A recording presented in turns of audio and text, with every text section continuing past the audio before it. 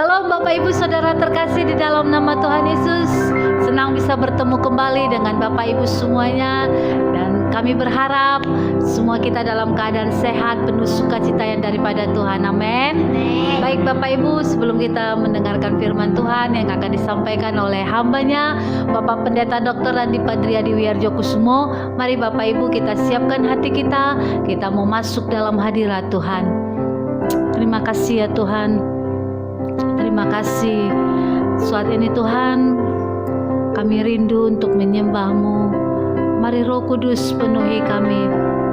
Kami buka hati kami untuk Roh-Mu. Kami buka hati dan pikiran kami ya Tuhan. Penuhi kami. Masuklah ya Roh Kudus. Puaskan setiap kami dalam hadirat-Mu. Terima kasih Tuhan. Terima kasih Yesus.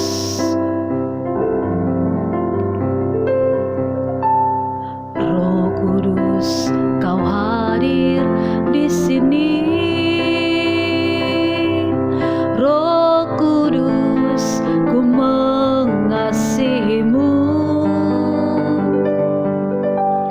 Kau lembut, Kau manis, Kaulah penghiburku, penolongku, diutus Bapakku. Mari Bapak Ibu kita angkat pujian ini. Roh Kudus, Kau hadir di sini. Roh Kudus, Kau hadir di sini. Roh Kudus, ku mengasihi-Mu. Kau lembut, Kau manis, Kaulah penghiburku, penolongku, diutus Bapakku. Ku buka hati, ku buka hati untuk Roh-Mu Tuhan. Ku buka hati menyembah-Mu Yesus.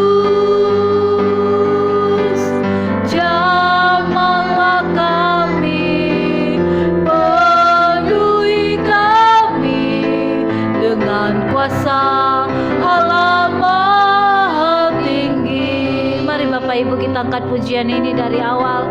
Bersama-sama dengan iman kita katakan, Roh Kudus, Kau hadir di sini. Roh Kudus, ku mengasihi-Mu. Kau lembut, Kau manis, Kaulah penghiburku, penolongku, diutus Bapakku. Mari kita angkat tangan kita katakan, ku buka hati untuk Roh-Mu Tuhan. Ku buka hati menyembah-Mu Yesus. Jamahlah kami, penuhi kami dengan kuasa Allah Maha Tinggi. Ku buka hati. Mari kita angkat tangan kita di hadapan Tuhan. Untuk Roh-Mu Tuhan. Amin Yesus. Ku buka hati menyembah-Mu Yesus.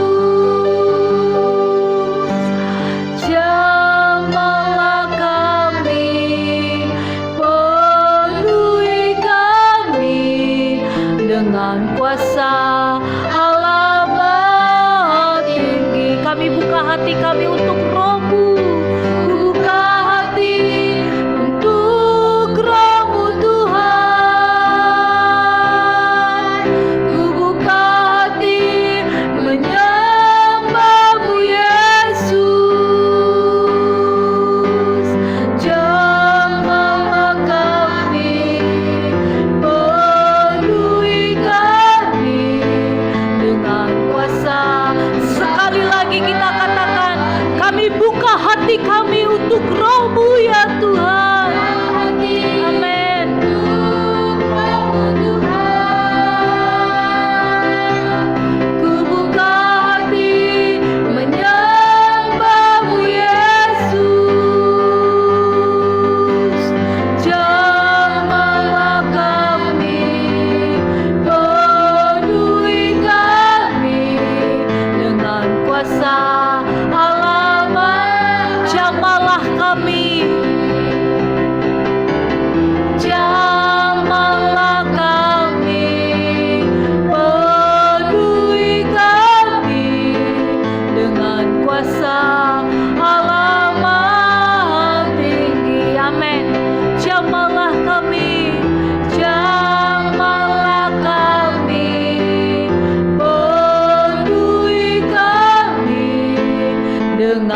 kuasa, Allah Maha Tinggi.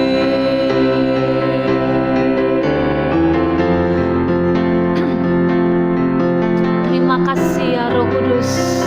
Jamahlah setiap kami pribadi lepas pribadi dengan kuasa-Mu ya Tuhan. Jamah dan penuhilah setiap kami. Kami buka hati kami untuk Roh-Mu ya Roh Kudus. Mari masuklah dalam hidup kami. Berdaulatlah dalam kehidupan kami. Di dalam nama Tuhan Yesus, demi nama Tuhan Yesus. Terima kasih Bapa.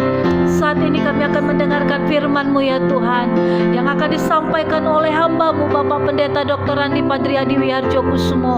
Mari Bapa, Engkau yang memberkati setiap kami. Engkau mengurapi setiap kami dengan pengurapan yang baru, sehingga firman yang kami dengarkan saat ini itu boleh membangkitkan iman kami untuk semakin dekat kepadamu ya Tuhan, di dalam nama Tuhan Yesus. Terima kasih Bapa. Kami mematahkan setiap pekerjaan-pekerjaan si jahat yang mengganggu konsentrasi kami untuk mendengarkan firman Tuhan. Kami patahkan, kami hancurkan di dalam nama Tuhan Yesus. Hanya kuasa yang daripada Tuhan itu menguasai hati dan pikiran kami, sehingga kami tertuju kepada firman-Mu ya Tuhan. Terima kasih Bapa. Kami buka hati kami untuk firman-Mu. Berbicaralah Allah Roh Kudus. Kami siap mendengarkannya. Dalam nama Yesus kami berdoa dan mengucap syukur. Mari sama-sama kita katakan Bapak Ibu. Amin.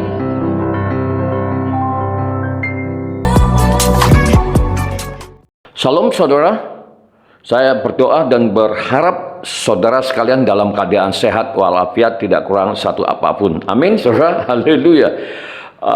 Malam yang luar biasa untuk hari ini, saudara. Saya yakin dan percaya kita semuanya telah melakukan banyak rangkaian aktivitas kegiatan dan tubuh kita pastilah lelah. Tapi malam hari ini saya yakin dan saya yakin-yakinnya oleh karena kuasa firman Tuhan, maka roh, jiwa dan tubuh kita disegarkan kembali. Amin saudara. Haleluya. Baik, mari kita satukan hati kita berdoa. Kembali tak henti-hentinya kami mengucap syukur ya Tuhan, karena Engkau baik. Kami mengucap syukur karena Tuhan masih memperkenankan kami untuk kami boleh diisi dengan kebenaran firman Tuhan. Dan biarlah kiranya kuasa firman-Mu kembali mengalir dalam kehidupan kami, meneguhkan, menguatkan iman percaya kami. Makasih Bapa. Setiap kuasa-kuasa kegelapan yang coba untuk mengganggu jalannya ibadah pada malam hari ini, kami patahkan, hancurkan di dalam nama Tuhan Yesus. Mari Roh Kudus ambil alih ibadah ini Tuhan. Berbicaralah kepada setiap umat-Mu melalui hamba-Mu ini Tuhan, sehingga pengenalan kami hari lepas hari semakin sempurna.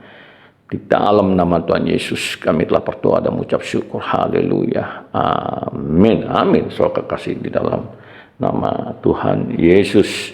Haleluya. Pertama, seperti biasanya saya ingin menyambut saudara sekalian, baik yang ada di Ufuk Barat maupun yang ada di Ufuk Timur, dari Sabang sampai Maroke. Demikian juga saudara yang ada di luar negeri. We would like to welcome you. God bless you abundantly. Demikian juga saudara yang ada di Malaysia, Singapura, Taiwan, Timor Leste, Jerman, Swiss, Swedia, Selandia Baru. God bless you abundantly. Amin. Haleluya. Dan tentu kami juga tidak lupa untuk menyambut saudara yang baru pertama bergabung dengan acara ini, pada saluran ini. Tentunya kami sangat berbahagia saudara bisa bersama-sama dengan kami. Tapi jangan lupa dulu, silakan saudara subscribe dulu video ini atau saluran ini. Dan jangan lupa pula untuk menyalakan lonceng notifikasi supaya saudara menjadi orang yang pertama untuk mendapatkan video terbaru kami. Amin saudara. Baik, Bapak Ibu saudara kasih dalam nama Tuhan Yesus, malam hari ini saya akan berbicara tentang berkat dan kutuk. Amin Bapak Ibu ya, ini penting juga kita pahami Bapak Ibu. Apakah dalam menjalani kehidupan ini saudara merasa terus-menerus dirundung malang?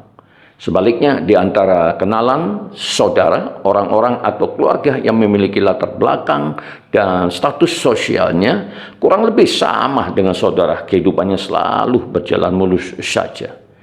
Mereka itu seakan-akan tidak pernah menemui kesulitan. Nasib mereka begitu mujur, tak ubahnya seperti dalam cerita dongeng saja. Saudara, di balik setiap cerita malang atau kisah keberhasilan itu, sesungguhnya ada dua macam kekuatan atau pengaruh yang tidak kelihatan, namun sangat menentukan perjalanan hidup manusia. Pengaruh yang satu bekerja untuk kebaikan dan yang lainnya mendatangkan malapetaka. Saudara, dalam Alkitab, pengaruh-pengaruh atau kekuatan-kekuatan yang tidak terlihat oleh mata itu disebut sebagai berkat dan kutuk. Selain itu, Alkitab juga menjelaskan cara yang harus ditempuh dalam menghadapi pengaruh-pengaruh atau kekuatan yang tidak kelihatan itu, supaya saudara dapat menerima manfaat paedah pengaruh yang baik dan menolak serta melindungi diri terhadap pengaruh yang mendatangkan celaka itu.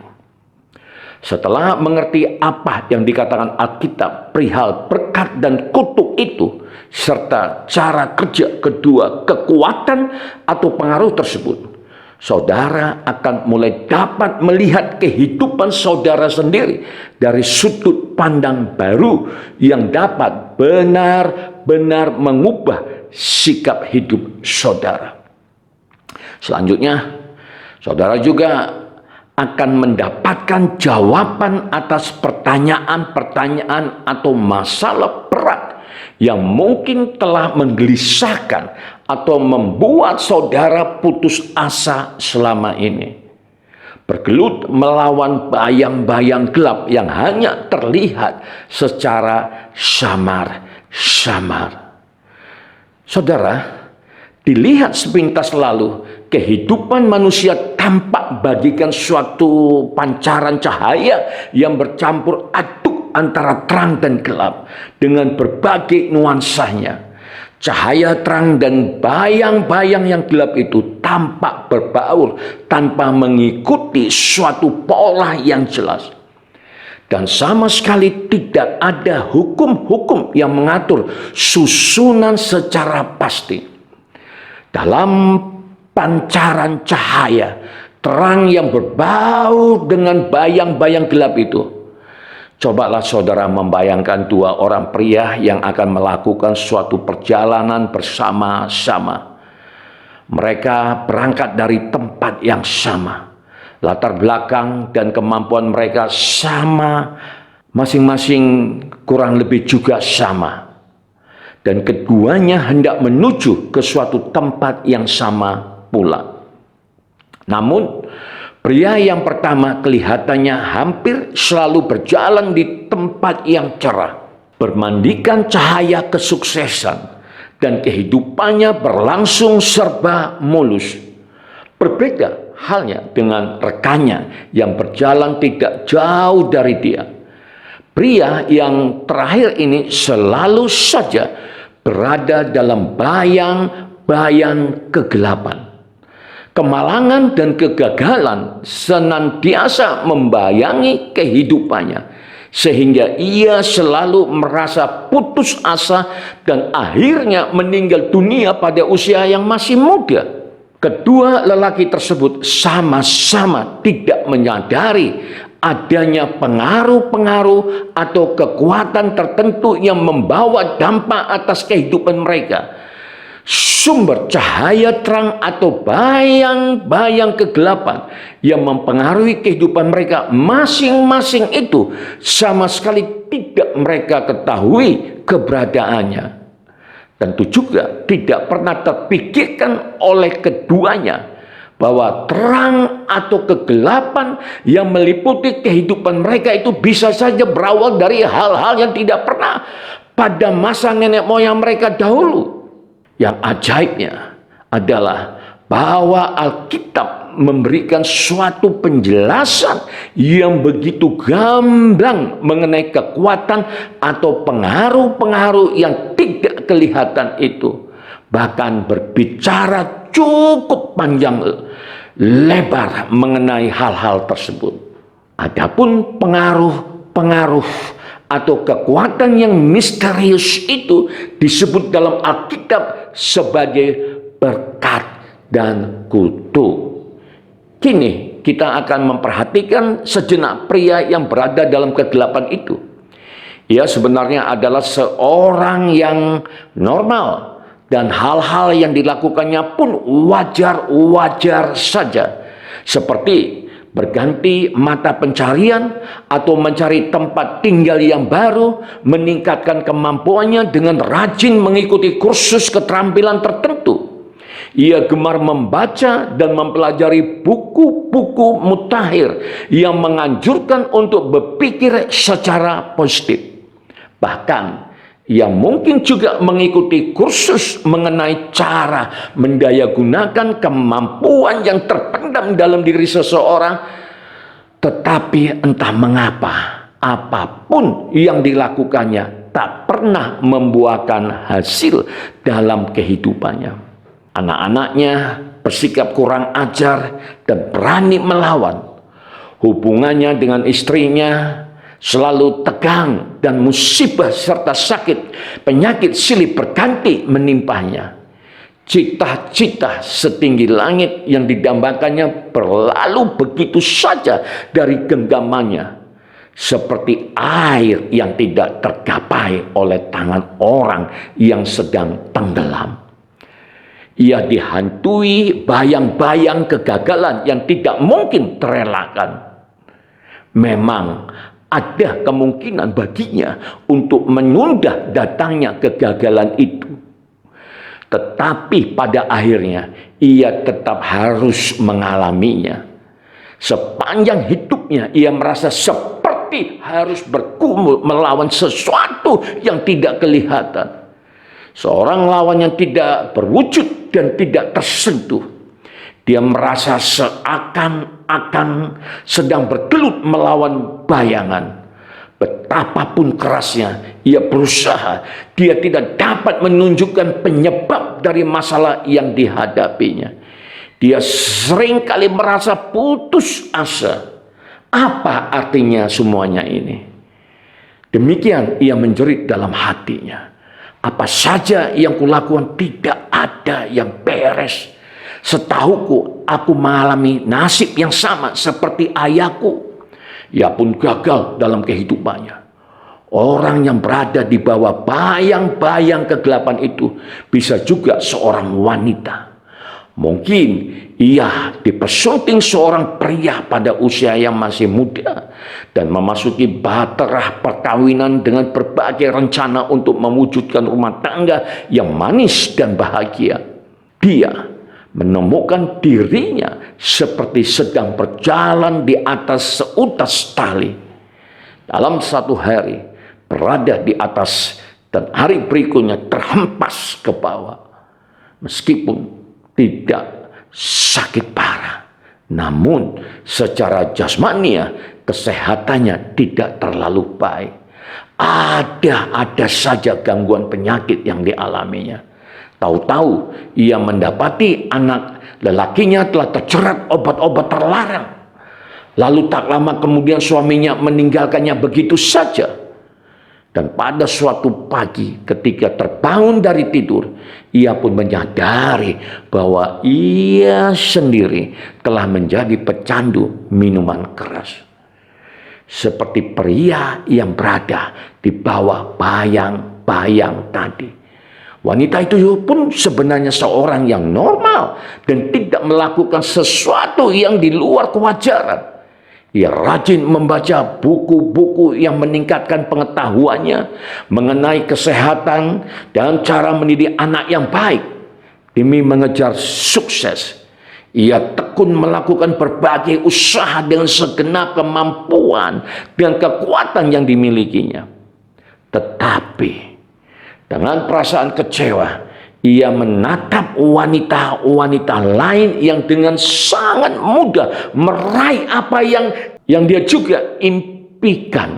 Ketika saudara memperhatikan lebih seksama orang yang berada di bawah bayang-bayang itu, kemungkinan saudara melihat adanya persamaan dengan diri saudara sendiri. Saudara mungkin merasa seperti melihat kehidupan saudara sendiri, tetapi dari kacamata orang lain.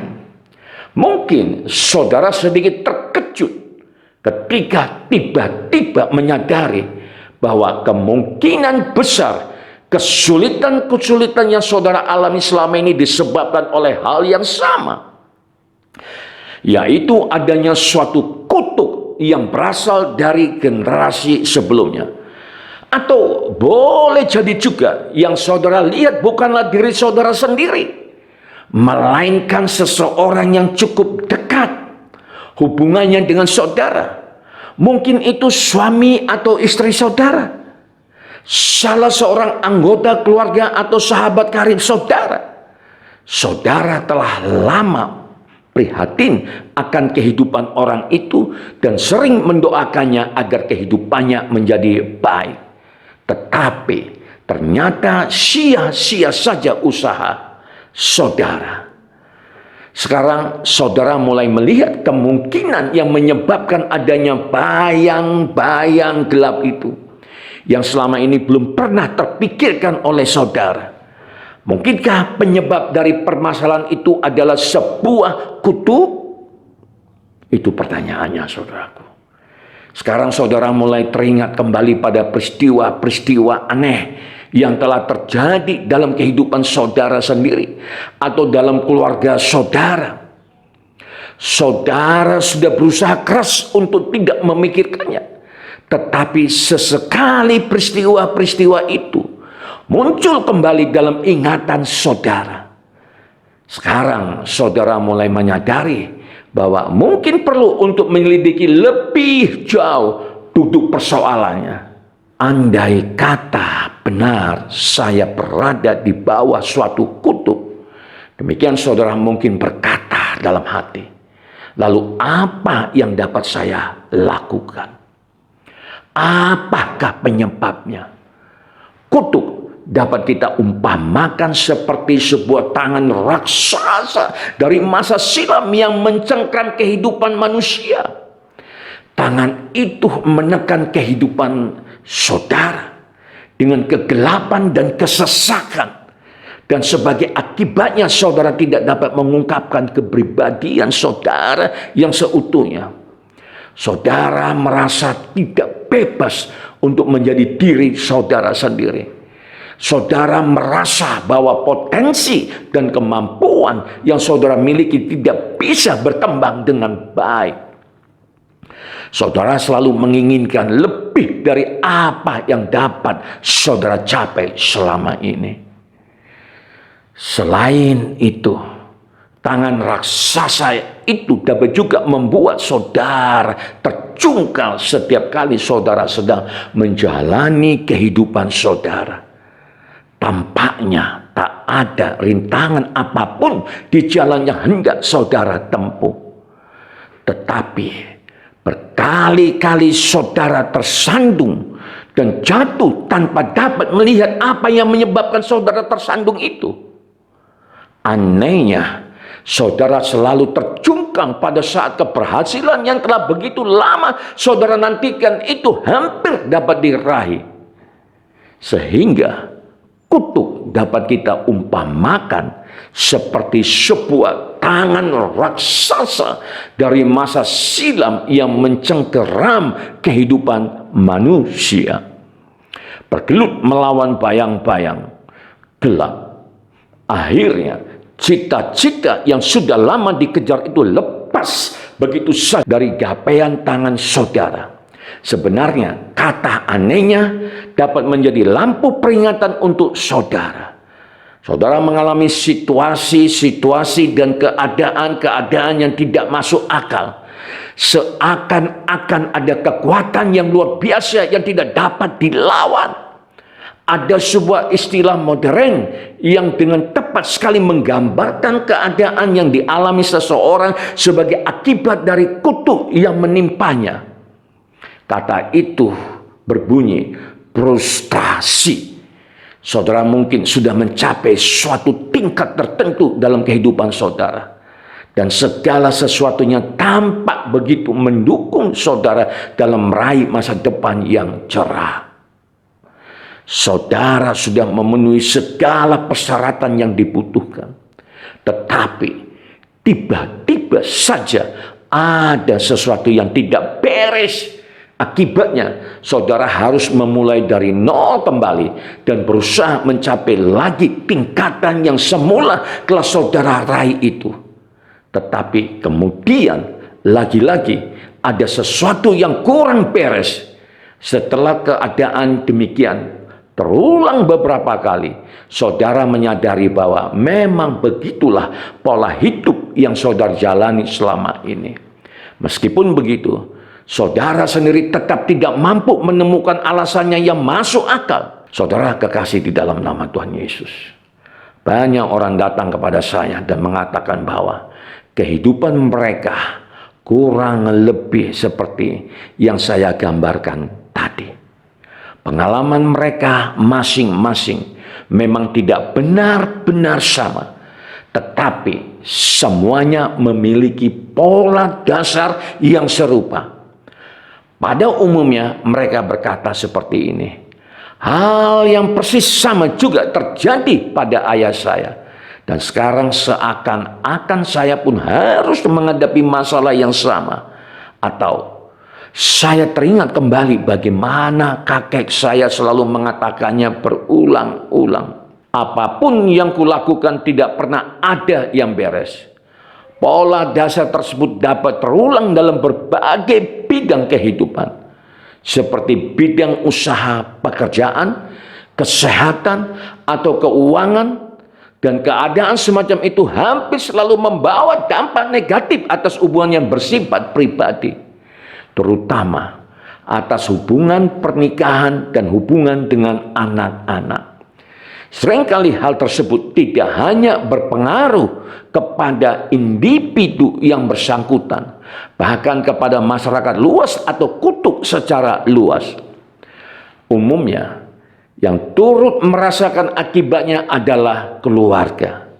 Tetapi kadang-kadang dampaknya juga dirasakan oleh suatu lingkup masyarakat yang lebih luas. Misalnya, penduduk di suatu daerah. Misalnya, penduduk di suatu daerah tertentu atau bahkan suatu bangsa. Namun demikian, kutuk tidak selalu mengakibatkan kegagalan. Dalam hal ini, mungkin saja seseorang mencapai apa yang konon dianggap suatu sukses. Namun kesuksesan itu dirongrong terus oleh rasa frustrasi. Sehingga akhirnya orang yang bersangkutan itu tidak pernah benar-benar menikmati hasil jerih payahnya. Ketika saya berjumpa dengan seorang hakim wanita yang berasal suatu keluarga mapan. Wanita itu cerdas sekali dan berpendidikan tinggi. Selain itu, ia juga sudah mengenal Yesus secara pribadi sebagai juru selamanya. Ia merasa tidak mempunyai beban. Ia merasa tidak mempunyai beban dosa lagi. Sebab ia sudah mengakui semua dosa yang pernah dilakukannya. Tetapi ia mengeluh kepada saya bahwa ia sebenarnya kurang bahagia. Inilah suatu contoh dari akibat lain yang dapat ditimbulkan oleh kutuk. Karir yang cemerlang dan kedudukan yang demikian tinggi dalam masyarakat masih belum mampu juga membuat hakim wanita itu merasa puas dan bahagia. Di dalam pembicaraan selanjutnya dengan wanita itu, akhirnya saya mendapati bahwa ia dilahirkan dari sebuah keluarga yang telah secara turun-temurun terlibat dalam penyembahan berhala. Saya mengatakan kepadanya bahwa menurut Keluaran 20 ayat 3-5 di sana dikatakan demikian. Ayat 3, jangan ada padamu Allah lain di hadapanku. Ayat 4, jangan membuat bagimu patung yang menyerupai apapun yang ada di langit di atas, atau yang ada di bumi di bawah, atau yang ada di dalam air di bawah bumi. Ayat 5, jangan sujud menyembah kepadanya atau beribadah kepadanya. Sebab aku, Tuhan Allahmu, adalah Allah yang cemburu, yang membalaskan kesalahan bapa kepada anak-anaknya. kepada keturunan yang ketiga dan keempat dari orang-orang yang membenci aku. Saudara, Tuhan mengutuk orang-orang yang menyembah berhala sampai kepada keturunannya yang ketiga dan keempat. Selanjutnya, saya menunjukkan kepadanya cara untuk dapat terlepas dari kutuk itu melalui Yesus, Juru Selamanya.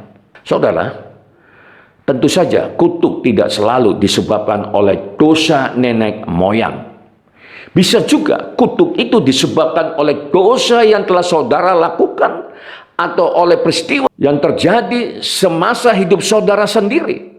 Atau mungkin juga itu suatu kutuk dari nenek moyang menjadi bertambah berat karena dosa yang saudara perbuat sendiri. Kutuk dari nenek moyang yang menjadi bertambah berat karena dosa yang saudara perbuat sendiri. Tetapi apapun yang menjadi sumber permasalahan saudara, ada satu hal yang sudah pasti. Saudara bergumul melawan sesuatu yang tidak dapat dilihat dan tidak saudara mengerti. Seperti halnya hakim wanita itu. Mungkin juga saudara cukup sukses dalam kehidupan. Saudara telah mencicipi nikmatnya sukses itu. Namun kenikmatan itu berlangsung sekejap saja, tidak bertahan lama. Tiba-tiba saja, tanpa alasan yang jelas, saudara merasa tidak puas. Perasaan saudara tertekan dan seolah-olah ada awan gelap di atas kepala saudara. Segala keberhasilan yang telah saudara capai seperti hilang, tidak ada artinya. Kemudian saudara memperhatikan orang-orang di sekeliling saudara yang tingkat keberhasilannya kurang lebih sama dengan yang telah saudara capai. Mereka tampak begitu puas dan bahagia. Keadaan tersebut membuat saudara bertanya kepada diri sendiri, apa yang salah dengan diriku? Mengapa aku tidak pernah benar-benar merasa bahagia? Kemungkinan besar saudara mengikuti apa yang saya sampaikan sampai di sini. Saudara mulai berpikir demikian. Beberapa contoh yang diberikan tadi tidak berbeda jauh dengan keadaanku sendiri. Apakah itu berarti tidak ada harapan lagi bagiku? Apakah memang sudah begini jalan hidup yang harus kutempuh hingga akhir hayat nanti? Saya katakan tidak. Masih ada harapan bagi saudara. Jangan sekali-kali saudara berkecil hati.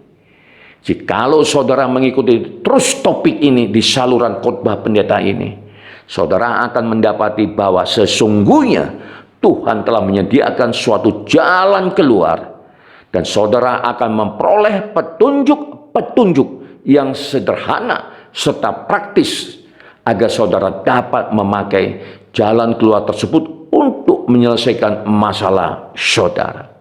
Selanjutnya, saya berharap saudara akan merasa diberkati dengan topik yang secara khusus membahas tentang berkat dan kutuk. Tuhan Yesus memberkati. Mari kita satukan hati kita berdoa. Kembali kami mengucap syukur Tuhan. Terima kasih untuk pencerahan pada malam hari yang luar biasa ini Tuhan. Engkau mengajarkan kami tentang berkat dan kutuk. Kami telah mendengarkan apa yang Kau sampaikan melalui hamba-Mu ini ya Tuhan. Biarlah itu akan mengintrospeksi diri kami masing-masing. Apakah kutuk tengah mengintai kami?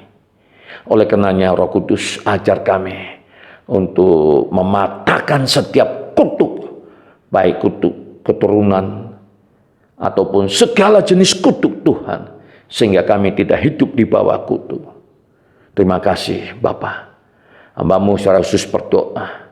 Mari Tuhan Yesus, Kau yang memberkati setiap umat-umat-Mu ini Tuhan yang tengah mengikuti acara renungan malam ini Bapa. Buatlah apapun yang mereka kerjakan semuanya boleh berhasil berbuah.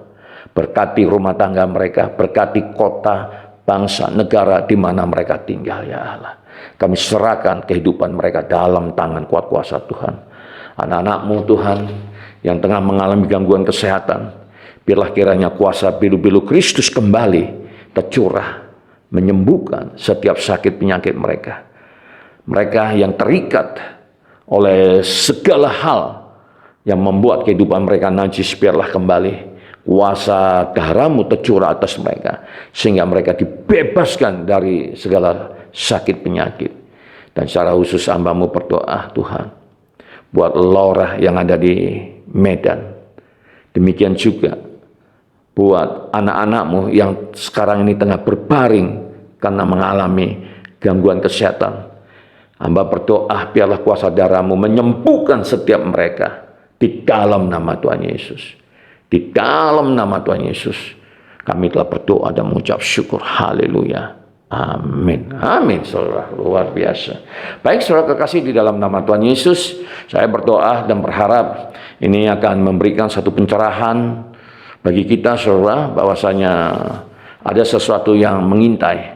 Dan saya pikir saudara sudah mulai bisa. Saya pikir saudara sudah mulai bisa melihat apakah ada kutuk yang mengintai kehidupan kita pribadi lepas pribadi.